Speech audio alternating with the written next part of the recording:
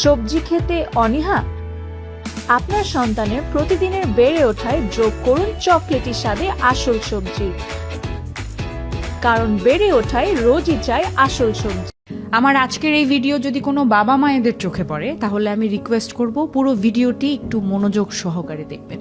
আপনার সন্তানের প্লেটে সবজি না থাকলে সেটা শুধু খাবারের ঘাটতি নয়, এটা আপনার সন্তানের ভবিষ্যতের রোগ প্রতিরোধ ক্ষমতা, মেমোরি আর গ্রোথের ওপর সরাসরি আঘাত করে।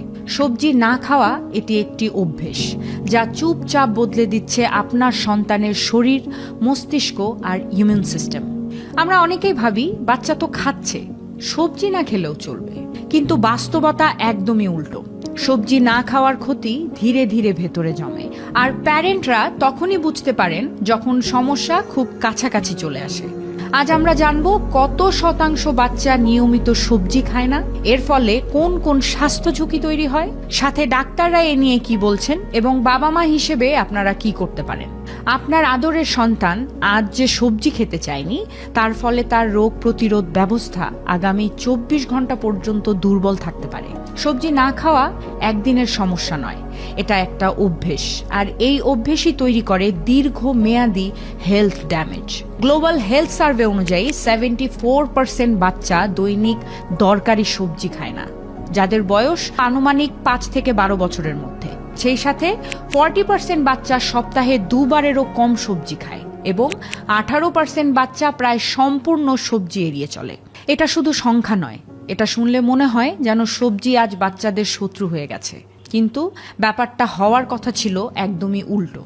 এই যে আপনার সন্তান সবজি খাচ্ছে না, দিনের পর দিন এটা তার স্বাস্থ্যের উপর কত খারাপভাবে প্রভাব ফেলছে সেটা একবার ভেবে দেখেছেন?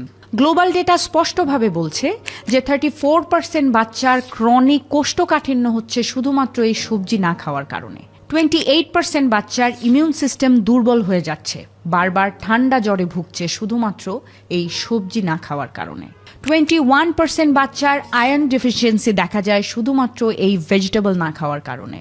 সেই সাথে 18% বাচ্চার হাইট, ওয়েট, গ্রোথ স্লো হয়ে যাচ্ছে এই সবজি না খাওয়ার কারণে। এবং সেই সাথে 15% বাচ্চার স্কিন, হেয়ার, নেইলসে পুষ্টির ঘাটতি লক্ষ্য করা যায় শুধুমাত্র এই ভেজিটেবল না খাওয়ার কারণে। একটু মনোযোগ দিয়ে ভাববেন, এই প্রতিটি সংখ্যা মানে একটি সত্যিকারের সমস্যা, একটি পরিবার, একটি ভবিষ্যৎ। ডক্টর মিশেল অ্যান্ডারসন বলেন, সবজির ভাইটামিন এ, সি, কে আর ফাইবারই ইমিউন সিস্টেমকে শক্ত রাখার সবচেয়ে সহজ, সস্তা আর প্রাকৃতিক উপায়। সবজি না খেলে ব্রেনের ক্ষতি হয়। মিনারেল, আয়রন, ম্যাগনেসিয়াম, ফলেট এগুলো মস্তিষ্কের নিউরন কানেকশনকে শক্তিশালী করে। ডাক্তাররা বলেন, বাচ্চা যদি সবজি না খায় তার কনসেন্ট্রেশন পাওয়ার অটোমেটিকলি কমে যায়।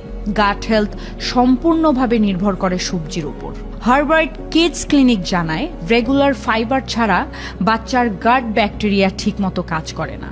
অর্থাৎ সবজি মানেই হলো আপনার বাচ্চার ভালো ডাইজেশন এবং ভালো ইমিউন সিস্টেম।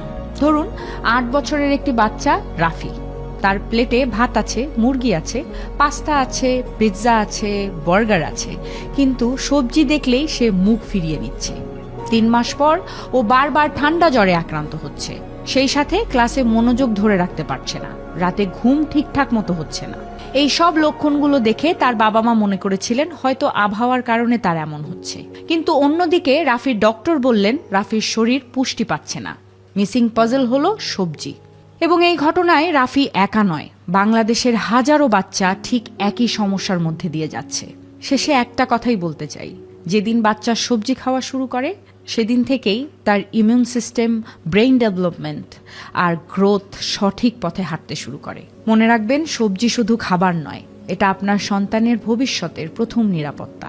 আজ রাতে খাবার টেবিলে বসে আপনার বাচ্চাকে শুধু একটা প্রশ্ন করুন, বলুন যে তোমার শরীরের শক্তিটা কোথা থেকে আসে।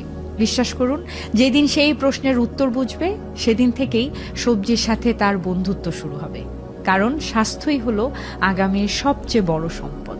আর এই সকল ধরনের সবজির সমপরিমাণ পুষ্টি সহজেই আপনার সন্তানকে কিভাবে দিতে পারেন তা জানাবো আমাদের নেক্সট ভিডিওতে।